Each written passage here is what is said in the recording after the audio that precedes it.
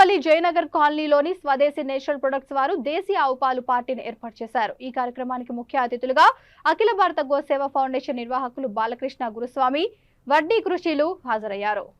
ఈ సందర్భంగా బాలకృష్ణ గురుస్వామి మాట్లాడుతూ ప్రతి ఒక్కరూ గోమాతను రక్షించాలని, ఆవు ఒక కులానికో మతానికో సంబంధించినది కాదని అన్నారు। ఆధునిక సైన్స్ వల్ల సాధ్యం కాని ఎన్నో విషయాలు మానవ జీవనంలోని ఆటంకాలను అధిగమించేందుకు ఆవు ద్వారా 100% సాధ్యమవుతుందన్నారు।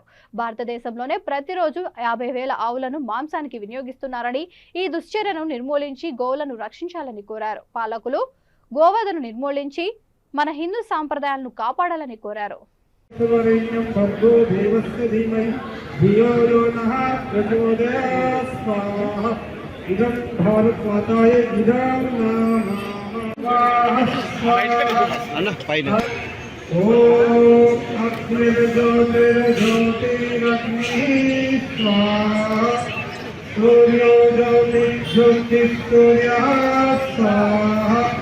अग्निर्वच्च ज्योतिर्वच्च स्वाहा सूर्यवच्च ज्योतिर्वच्च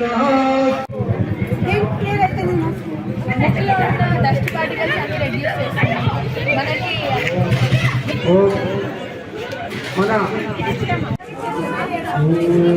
రాజన్న ముందు పోకు భారత్ మాతా కీ భారత్ మాతా కీ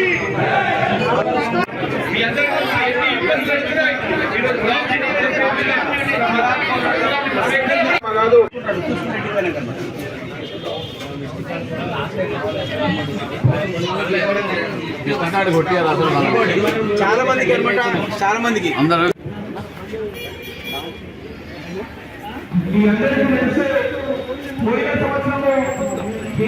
ఫిబ్రవరి 14 పోయిన సంవత్సరము ఇదే రోజు నిర్ణయం తీసుకోవడం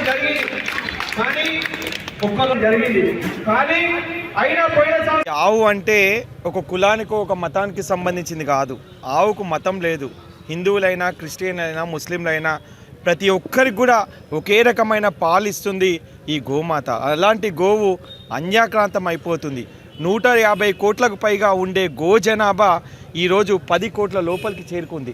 రోజు 50,000 ఆవులకు పైగా భారతదేశ వ్యాప్తంగా అతి విచక్షణ రహితంగా కోసేస్తూ ఉన్నారు। ఈరోజు గోమాంసం ఎక్స్పోర్టేషన్లో మన భారతదేశము దాదాపు 2వ స్థానానికి చేరుకుంది। ఒక్కసారి ఆలోచించండి, మన గోవు లేకపోతే సనాతన ధర్మమే లేదు। యజ్ఞయాగాది క్రతువులకు పంచగవ్యాలు కావాలి, అలాంటి పంచగవ్యాలు కావాలంటే గోవులు లేకపోతే పంచగవ్యాలు లేవు। వర్షం పడాలంటే యజ్ఞం చేయాలి, యజ్ఞం చేయాలంటే పంచగవ్యాలు కావాలి। ఈ గోవులు అంతరించిపోతే మన పిల్లల భవిష్యత్తు ఎట్లా? వర్షాలు లేకపోతే ఈ భూమిపై పంటలు ఏ విధంగా పండుతాయి?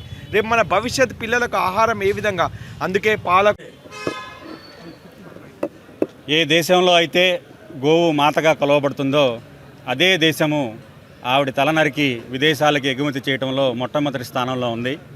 ఇలాంటి దౌర్భాగ్య పరిస్థితిని మనం గోప్రేమికులైన మనందరము ఈ పరిస్థితిని మార్చాలనే సంకల్పంతో అంతరించిపోతున్న గోజాతి, మన భారతీయుల సాంస్కృతిక చిహ్నమైన గోవు కేవలం సాంస్కృతిక చిహ్నమే కాదు, మనకి ఆర్థికంగా, ఆరోగ్యపరంగా ఉపయోగపడే గోవుని మనము కాపాడుకోవాల్సిన సందర్భం వచ్చింది। అయితే ఒక అరటిపండు పెట్టి పూజలు చేసి గోవు చుట్టూ 3 ప్రదక్షిణలు చేసి బాధ్యత అయిపోతుంది అనుకుంటుంది హైందవ సమాజం। అలా కాదు, గోవుని కాపాడాలి అంటే గోవు యొక్క పంచగవ్యాల వినియోగాన్ని మన ఇళ్లల్లోకి తీసుకొస్తే కానీ తిరిగి పూర్వ వైభవం ఏదైతే ఉందో, అసేతు హిమాచలము మనము ఒక్క భిక్షగాడిలైన సమాజం ఎప్పుడైతే చూసామో అలాంటి సమాజాన్ని మనం తిరిగి చూడగలమని ప్రగాఢంగా నమ్ముతూ